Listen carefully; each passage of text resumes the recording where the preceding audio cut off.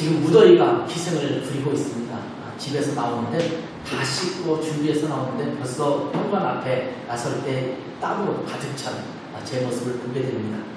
이번 주에는 더 무더위가 심할 것이라는 또 이야기를 들었습니다. 세계적으로 이상기후에 대한 상황도 꾸준히 보고되고 있습니다. 독일과 유럽은 100년 만에 폭우가 쏟아졌다고 하죠. 이 폭우로 인해서 벨기에와 독일에서 죽은 사람만 160명이 넘습니다. 독일의 이제 이 서쪽 지역에 벨기에와 접하고 있는 그 국경 그 지역에 엄청난 비가 쏟아졌는데 뉴스로 제가 몇 가지를 봤는데 정말 2차 세계대전을 맞이한 것 같다라고 독일 사람들이 이야기할 정도로 엄청난 폭우가 쏟아졌습니다. 지금 세계 곳곳에서 이상기후로 인한 어려움들을 호소하고 있는 것들이 종종 우리에게 들려옵니다. 더군다나 요즘 코로나19로 인해서 또 델타 변이 바이러스로 인해서 코로나19에 감염된 확진자들이 아주 급상승하고 있기 때문에 어려운 시기를 우리 모두가 함께 보내고 있습니다. 델타 변이 때문에 어렵다고 하는데 델타 변이로 끝날 것 같지 않다는 게 전문가들이 하는 이야기거든요. 계속해서 변이된 바이러스가 등장할 것이다 라고 예상을 하고 있습니다.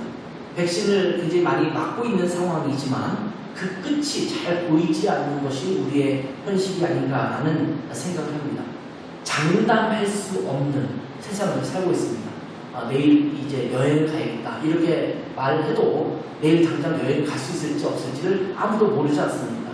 지금 예약을 했던 여행을 위해서 예약을 했던 사람들이 다 취소하고 그런 상황에 놓여 있다고 하는데 앞을 누구도 알 수 없는 그런 시대를 살아가고 있습니다. 코로나19 때문에 많은 사람들이 피로감이 누적되고 있다 이런 뉴스를 자주 접하고 있습니다.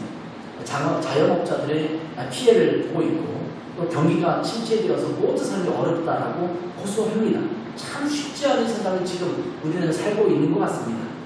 아마 코로나19가 종식된다 하더라도 또 장담할 수 없는 것이 또 이후에 어떤 바이러스가 우리 가운데 또 나타나서 우리를 힘들게 할지 알 수 없는 시대를 지금 살아가고 있는 것이 우리의 현실이라고 보여집니다.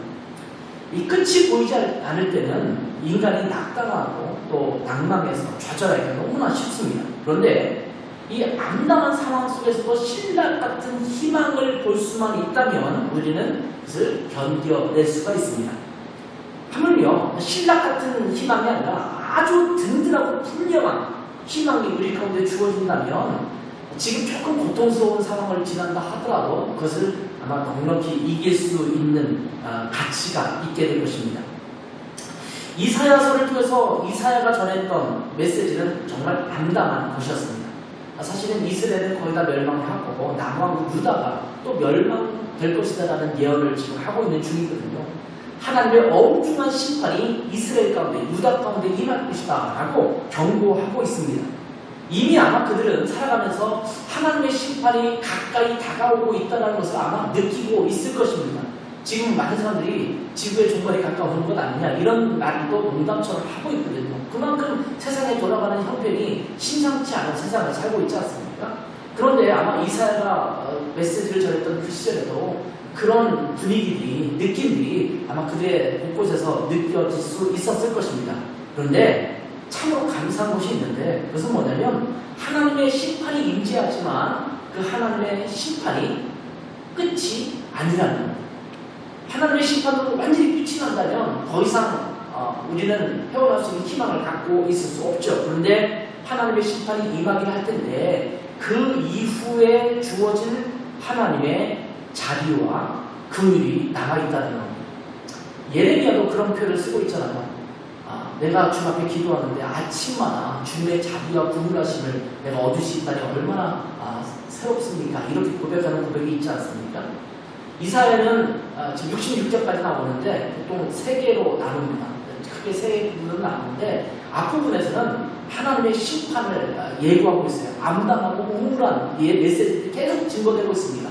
근데 40장 이후부터는 보통 그 이사야의 제 3번째 책이라고 이야기하는데 이 3번째 책에서는 하나님의 그 희망의 메시지 이 말씀이 증거되고 있습니다. 너희가 하나님의 심판을 받지만 그것은 끝이 아니야.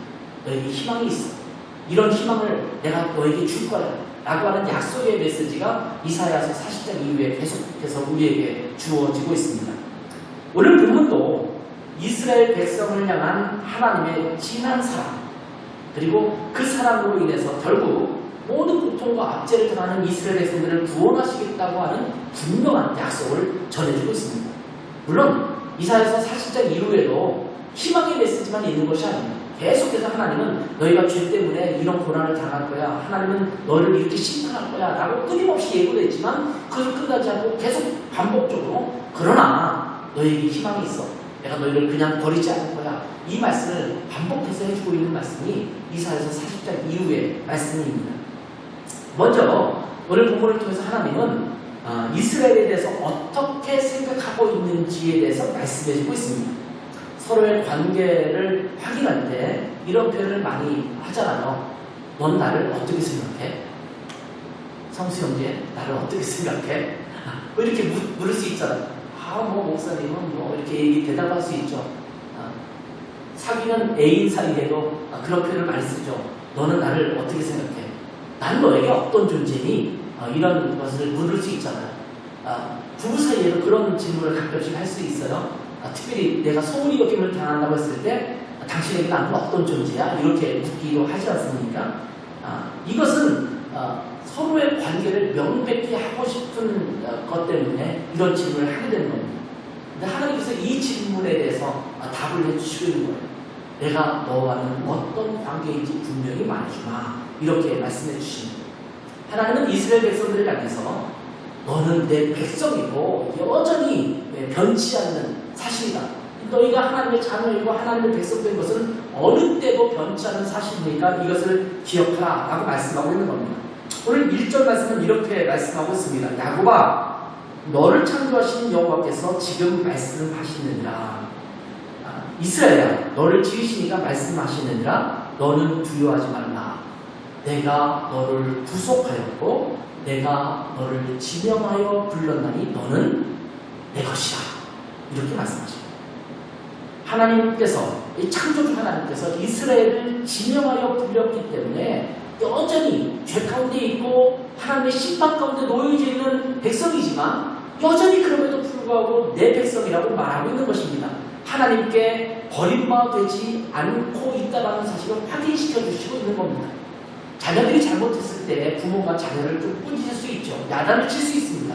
아마 혹독하게 야단을 칠 수 있을 거예요. 그럼에도 불구하고 변하지 않는 사실이 있죠. 그 자녀가 사랑하는 자녀인 것은 분명하죠.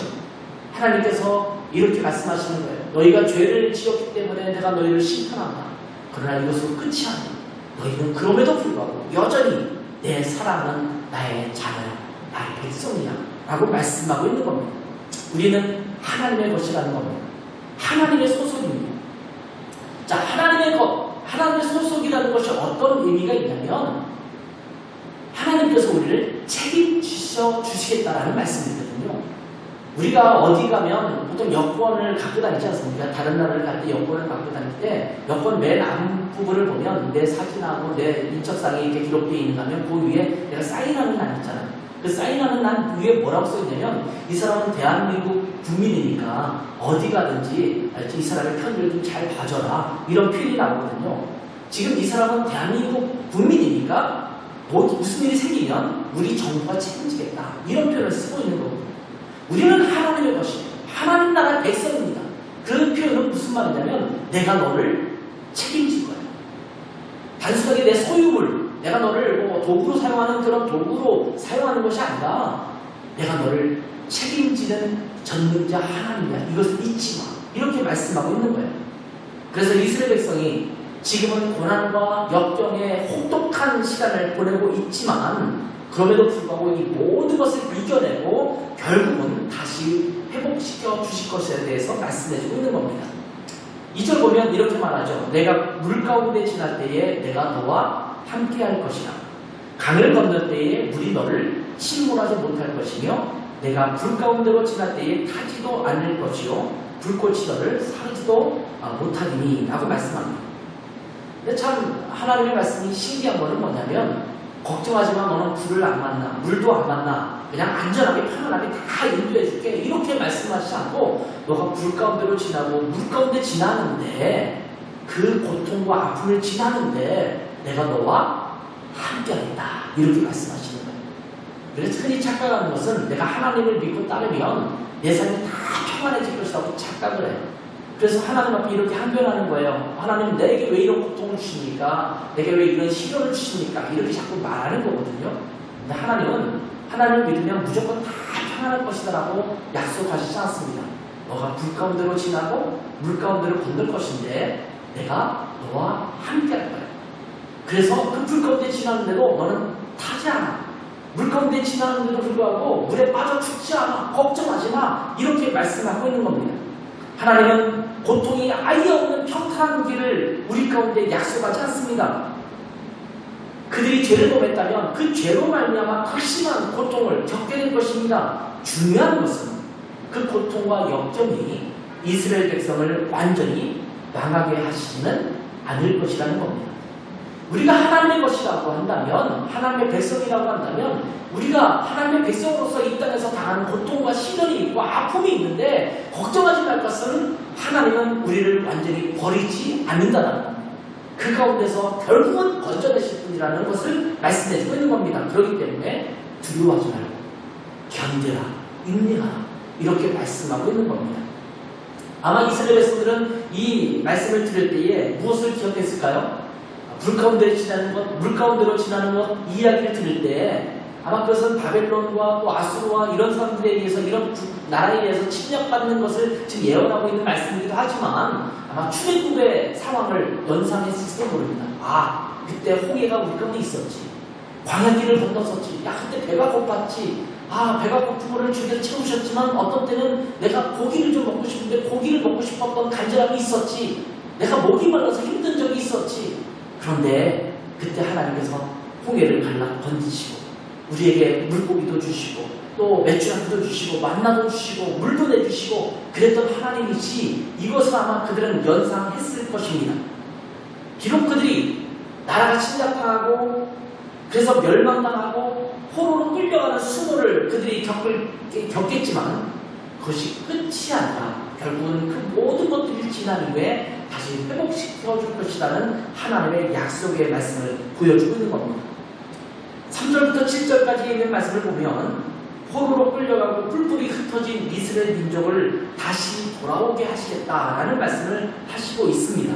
그래서 여기 보면 그 나라들을 향해서 붙잡아 두지 말아라, 열어줘라, 내보내라 이렇게 말씀할 것이다 라는 표현이 계속 등장하고 있거든요. 그런데 이런 역사를 누가 주관하시냐면 하나님께서 주도하시겠다는 겁니다. 역사의 주관자는 하나님이십니다. 하나님은 이스라엘 백성들은 깊이 사랑하시기 때문에 그냥 어렵고 힘든 상황에 계속 누워주는 것이 아니라 결국은 건지시는 것입니다. 그러면서 4절에 이런 말씀을 합니다. 내가 내 눈에 보배롭고 존귀하며 내가 너를 사랑하였은즉 내가 내 대신 사람들을 내어주며 백성들이 내 생명을 대신하리니. 여기 보면 사람들을 내어주고 백성들이 내 생명을 대신한다는 표현은 주변 강국들을 말하는 거예요.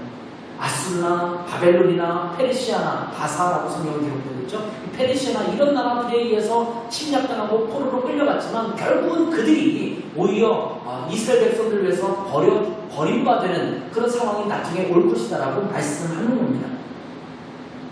그러면서 뭐라고 말씀하세요? 너는 내 눈에 보배롭고 존귀하며 그래서 내가 너를 사랑한다 이렇게 말하고 있는 거예요. 여러분 이 말씀을 전하고 있을 때에 이스라엘의 형편은 어떤 상황인지 아십니까? 이사야 선지자가 이 말씀을 증거할 때는 이스라엘 백성이 범죄함으로 말미암아 우상을 섬김으로 말미암아 풍전등화의 상황을 맞이하고 있는 그런 때입니다. 여전히 그들은 범죄자로 있었습니다. 하나님 앞에 불순종하는 자로 있었습니다. 그런데 주님께서 그 상황에서 놀라운 말씀하시는데 너는 내게 보배로운 자야, 존귀한 자야, 내가 너를 사랑해 이렇게 말씀하고 있는 겁니다. 우리는 종종 내가 잘못을 하고 하나님 앞에 실수하면 하나님 앞에 부끄럽죠. 하나님이 나를 미워할 것 같고 하나님이 나를 싫어할 것 같아요. 그래서 어떤 때는 기도의 자리나 예배의 자리로 감히 나가지 못할 때도 있어요. 왜냐하면 나의 이 모습을 하나님이 기뻐하실까? 아, 내가 이런 모습을 가지고 하나님 앞에 나아가면 하나님이 슬퍼할지도 몰라. 이런 표현을 하기도 하거든요. 근데 걱정하지 말 것은 그런 누더기 같은 형편의 나를 하나님이 보시면서도 너는 보배로운 자고 존귀한 자. 뭐라고 표현하십니까? 내 눈에는. 다른 사람은 어떻게 볼지 모르지만 내 눈에는 내가 너를 보배롭고 존귀하게 여길 거야. 그 사람은 너를 사랑해. 이렇게 말씀하고 있는 것입니다. 하나님은 선지자를 통해서 유다 백성, 이스라엘 백성들을 심판하시겠다고 끊임없이 얘기하잖아요. 스바냐서도 마찬가지입니다. 스바냐 선지자를 통해서 너희가 범죄했기 때문에 너희는 하나님의 심판을 받을 거야 라고 말씀하고 있는 내용이 쭉 기록되고 있는데, 마지막 부분 스바냐 3장 17절에는 이런 말씀이 있어요. 여러분 혹시 스바냐서 3장 17절을 읽어볼까요? 여기 보면 여러분 잘 알고 있는 말씀일 거예요. 스바냐 3장 17절은 너의 하나님 여호와가 너의 가운데 계시니 그는 구원을 베푸실 전능자시다. 그가 너로 말미암아 기쁨을 이기지 못하시며 너를 잠잠히 사랑하시며 너로 말미암아 즐거이 부르며 기뻐하시리라 하리라. 저는 아직 손주가 없으니까 손주로 인한 기쁨을 몰라요. 근데 이제 제 친구들도 보면 이제 손주를 이미 낳아서 아기들이 많이 커가는 그런 손주들을 데리고 있는 친구들이 좀 있어요. 이 친구들을 보면 정말 눈에 넣어도 안 아프다고 여겨지나 봐요. 이 손주들 사진이 역시 SNS에 올라오고 그 아이들의 모습들을 찍어서 보내주고 막 그러거든요. 그 자식보다 더 귀하게 여겨지나 봐요. 이게 손주의 모습인 것 같아요. 기쁨을 어떻게 할 줄 모르는 거예요. 그 아이의 제가 볼 때는 뭐 잘생기고 이쁜 것도 아닌 것 같은데 본인에게는 그렇게 이쁘고 잘생겼다고 이렇게 드러내는 거죠. 자식을 향한 그 팔불출 같은 그 사랑과 애정이 눈에 뚝뚝 떨어지는 것처럼 보이는 거거든요. 근데 이 말씀을 보면 스바냐 3장 17절의 말씀을 보면 그런 표현이에요. 내가 너를 사랑하는 거야. 내가 기쁨을 이기지 못해. 내가 너로 인해서 즐거워할 거야. 이렇게 지금 표현하고 있는 거잖아요. 죄로 인해 심판을 받을 자들임에도 불구하고 하나님의 선택된 백성이기 때문에, 하나님께서 택하신 자들이기 때문에 하나님의 눈에 보배롭고 존귀하게 여겨지고 여전히 하나님께서 사랑하신다라는 그 은혜가 오늘 본문 가운데 기록되고 있는 것입니다. 아마 이 말씀을 듣는 여러분들 중에서도 나는 요즘 하나님이 기뻐하실 만한 삶을 살고 있지 못한 것 같다. 그래서 하나님 앞에 감히 나서기가 쉽지가 않아. 내가 좀 삶이 다 정리되고 내 삶이 하나님 보시기에 조금 볼만할 때 그때 내가 하나님의 보좌 앞으로 나아갈게요. 지금은 아닌 것 같아요. 이렇게 생각하시는 분도 있을지도 몰라요. 예전에 울릉도라는 지역에 가서 말씀을 증거한 적이 있어요. 제가 목회할 때가 아니라 그 전에 제가 집회를 하러 간 적이 있어요. 그 동네 다니면서 전도도 하고 집회를 하는데 전도하러 다녔던 어떤 한 분이 이런 말씀하세요. 목사님, 내가 교회를 가고 싶지만 언제 갈 겁니다. 언젠가는 갈 겁니다. 이미 그 당시 약간 취해 있었어요. 언젠가 갈 겁니다. 교회를 안 다니신 분이가 그렇게 말씀하시면서 내가 술도 끊고 담배도 끊고 그러면 내가 그때 교회를 가겠습니다. 그렇게 말씀하시더라고요. 본 지 얼마 안 되는 분들이죠. 근데 그분들에게 제가 그렇게 말씀을 드렸어요. 걱정하지 마세요. 그냥 담배 펴도 되고 술 먹어도 돼요. 그냥 우시면 돼요. 끊고 피워도 담배 끊고 또 술 끊고 오시지 않아도 돼요. 오시면 돼요. 하나님은 그런 당신도 사랑하시고 품어주세요. 제가 이렇게 말씀했던 기억이 나거든요. 우리가 다 해결하고 하나님 앞에 나간다면 하나님이 무슨 필요가 있겠어요? 예수 그리스도의 은혜가 왜 필요하겠어요? 우리는 그렇게 할 수 없는 존재들이거든요. 여전히 부족한 자들이거든요. 여전히 죄악 가운데 있거든요. 발버둥치면도 불구하고 여전히 하나님이 기뻐하시지 않는 그런 모습이 우리 가운데 남아있거든요. 근데 하나님은 그러한 우리를 향해서 야, 너 다 씻고 와. 깨끗하게 와. 이렇게 말씀하시는 것이 아니라 그런 너의 상태임에도 불구하고 내가 내 눈에 볼 때 너는 보배로운 존재. 나는 너를 존귀하게 생각해. 내가 너를 사랑해. 이렇게 말씀을 하고 있는 겁니다. 너무나 감사하기도 하고 한편으로는 굉장히 송구스러운 그런 표현이기도 합니다. 하나님은 지금도 우리에게 이렇게 말씀하십니다. 나는 너를 보배롭고 존귀하게 여긴단다. 나는 너를 여전히 사랑해. 우리를 향한 하나님의 말씀이십니다. 자, 이스라엘은 그들의 죄악으로 인해서 주변의 강력한 주변 국가들에 의해서 고통과 압제를 당하고 있는 그런 상황입니다. 그런데 하나님은 무엇을 끊임없이 강조하여 말씀하시냐면 이스라엘 백성들을 압제하고 힘들게 하는 그들까지도 하나님께서 주관하시고 있다는 사실을 말씀합니다. 8절 보면 눈이 있어도 보지 못하고 귀가 있어도 듣지 못하는 백성을 이끌어내라 이렇게 말씀하죠. 9절 보면 열방은 모였으며 민족들이 회집하였는데 그들 중에 누가 이 일을 알려주며 이전 일들을 우리에게 들려주겠느냐. 그들이 그들의 증인을 세워서 자기들의 옳음을 나타내고 듣는 자들이 옳다고 말하게 하여보라 이렇게 말씀합니다. 자, 이거는 어떤 것을 연상하게 되면 한 재판정에 서 있는 피고인들 또 증인들을 연상케 하는 그런 말입니다. 지금 이 말씀을 뭘 말하고 있냐면 이스라엘 백성들을 침략하고 압제했던 나라들 향해서 말하고 있는 겁니다. 그러면서 너희들 다 와봐. 그러면서 너희들이 이렇게 될 걸 알았어? 몰랐잖아. 이렇게 추궁하는 거예요. 자, 9절 말씀을 그들 중에 누가 이 일을 알려주며 이전 일들을 우리에게 들려주겠느냐 이렇게 기록된 것이 약간 이해하기가 어려운 부분이거든요. 근데 표준 세번역 성경이 잘 번역을 한 것 같아요. 이렇게 번역되어 있습니다. 그들의 신들 가운데서 어느 신이 미래를 예고할 수 있느냐, 그들 가운데서 누가 이제 곧 일어난 일을 예고할 수 있느냐 이렇게 표현하고 있거든요. 자, 이스라엘 백성들이 지금 바벨론에 의해서 또 이 아수르에 의해서 바벨론에 의해서 또 나중에는 페르시아에 의해서 이렇게 점령을 당한단 말이죠. 그 당시에 패권을 갖고 있는 나라들이 예를 들면 아수르를 비롯해서 그 다음에는 바벨론, 그 다음에 이어지는 나라가 페르시아, 바사거든요. 이런 나라들이 패권을 잡을 때 그들이 멸망당할 것이라고 그들도 생각을 못했거든요. 그 강국을 그들이 형성했을 때 그 모든 나라를 통치하면서 우리는 이 지역을 통치하는 최고의 원이잖아 이렇게 아마 생각했을 거란 말이에요. 그런데 지금 이렇게 하나님이 말씀하시는 거예요. 너희들 중에 어떤 신이 그 미래를 예고할 수 있겠느냐? 지금 이 말씀을 할 때는요 여전히 바벨론이 강국이에요. 그 나라가 멸망할 것이라는 누구도 꿈꾸지 못했던 그런 시절이에요.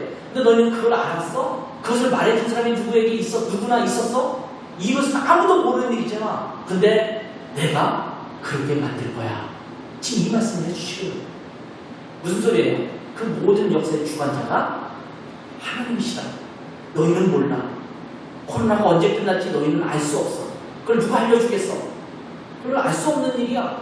이상기후로 인해서 지금 기온이 이상하게 바뀌고 있는데 어떤 일이 앞으로 미래에 벌어질지 너희는 아무도 모르는 일이야. 그걸 누가 너희한테 알려주겠어? 그것을 알 수 있는 자는 오로지 나 여호와 한 분밖에 없어. 지금 이 말씀을 해주시고 있는 겁니다. 너희들 한번 증인을 세워봐. 너희들 증인이 있으면 한번 불러와봐. 없잖아. 이런 말씀 하시는 거군요. 그러면서 또 하나의 증인을 세우시는데 10절에 보면 나의 증인, 나의 종으로 너희가 택함을 입었다. 이런 표현을 하시고 있거든요. 이 증인은 이스라엘 백성을 얘기하는 겁니다. 너희는 나를, 나 여호와를 향한 증인이 될 거야. 이렇게 말씀하고 있는 거예요. 이 바벨론, 아수르, 페르시아 이런 나라들은 증인을 세울 사람도 없어. 그들이 알 수 있는 것도 아무것도 없어. 그런데 나 여호와가 이 땅의 주관자이며 창조주이며 전능자라는 사실을 너희 이스라엘 백성들은 증인이 되어서 그걸 선포하는 자들이 될 거야. 이렇게 말씀하고 있는 내용입니다. 그래서 10절에 이렇게 말합니다. 나 여호와가 말하노라 너희는 나의 증인 나의 종으로 택함을 입었나니 이는 너희가 나를 알고 믿으며 내가 그인 줄 깨닫게 하려 함이라. 나의 전에 지음을 받은 신이 없었느니라 나의 후에도 없으리라. 이렇게 말씀합니다. 12절에도 보면 내가 알려주었으며 구원하였으며 보였고 너희 중에 다른 신이 없었나니 그러므로 너희는 나의 증인이요 나는 하나님이니라 여호와의 말씀이니라. 이렇게 말씀하고 있습니다. 여러분 보세요. 이사야나 예레미야나 이런 선지자를 통해서 하나님이 뭘 계속 말씀하고 있냐면 너희가 심판당할 거야. 그러나 그것을 끝나지 않아 너희를 회복시킬 거야. 나 여호와 하나님이 그 일을 할 거야 라고 말씀하고 있잖아요. 그 사실을 들은 자들이 누구냐? 하나님의 백성들이라. 그 당시에 주변 강국들은 아무도 그 사실을 알 수 없었어도 그들이 섬기는 우상이 있어도 그것을 알 수 없는 상황이었지만 하나님을 섬기는 이스라엘 백성들은 지금 내가 너에게 알려주는 거야. 너희는 다시 회복된 날이 올 거야. 그 너희를 압제했던 아수르, 바벨론, 페르시아 다 멸망당할 거야. 이렇게 말씀을 하고 있는 겁니다. 여러분, 우리 그리스도인들은 살아서 역사하시는 하나님을 증거하는 자들로 이 땅에서 살아가야 합니다.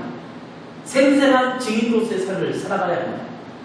하나님을 믿고 따르는 자는 그러한 축복이 누려지는 거예요. 다른 사람들은 잡히지 않는 것들을 향해서 다름질하고 있지만 우리는 분명한 하나님의 약속을 듣고 달려가고 있고 그것을 우리는 실제로 경험하게 될 줄 믿습니다. 이미 우리는 그런 것들을 경험하며 살아왔던 사람들이 아니니까 그래서 우리는 그런 증인으로서 하나님이 살아계시며 역사의 주관자이시며 하나님이 일하실 것이라는 것을 우리는 증거하는 자로서의 삶을 살 수 있는 자격자입니다. 그러면서 하나님은 이 모든 일의 역사는 하나님께서 행하시고 있다라고 말씀하는 거예요. 그래서 11절에 나 곧 나는 여호와라 나 외에 구원자가 없느니라 이렇게 말씀하고 있는 겁니다. 과연 태초부터 나는 그이며 내 손에서 건질 자가 없다. 내가 행하리니 누가 막을 것이냐 이렇게 말씀하고 있습니다. 그 누구와도 비교할 수 없고 그 누구도 대적할 수 없는 전능자 하나님께서 이 일을 하시겠다고 말씀하고 있는 겁니다. 이보다 더 강력한 약속, 이보다 더 강력한 희망이 있을까요? 아마 지금 우리는 살아가면서 도대체 이 세상에 희망이 없는 것 같아요. 나라는 점점 발전하고 있는 것 같고 과학문명도 발전하고 있는 것 같은데 여러분이 생각하는 미래는 어떻습니까? 굉장히 희망에 부푼 미래입니까?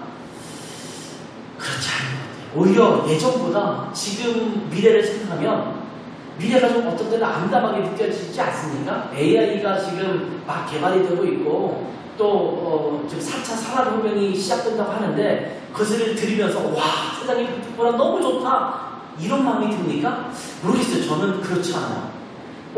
세상이 바뀌는구나 이러면서도 한편으로는 야 이거 세상이 어떻게 되겠지? 이런 걱정도 있지 않습니까? 근데 하나님께서는 그 모든 상황에도 과학의 발달이 아니고 문명의 발달이 아니라 하나님 나를 믿으면 나로 인해서 그 희망이 너에게 있을 것이다 라고 말씀하고 있는 겁니다. 우리 희망의 근거는 오직 하나님밖에 없다라는 말씀입니다. 백신이 우리의 희망이 아닙니다. 코로나19의 치료제가 우리의 희망이 아닙니다. 경제 회복이 우리의 희망이 아닙니다. 하나님은 구원받은 우리 그리스도인들을 하나님의 자녀로 삼아주셨습니다.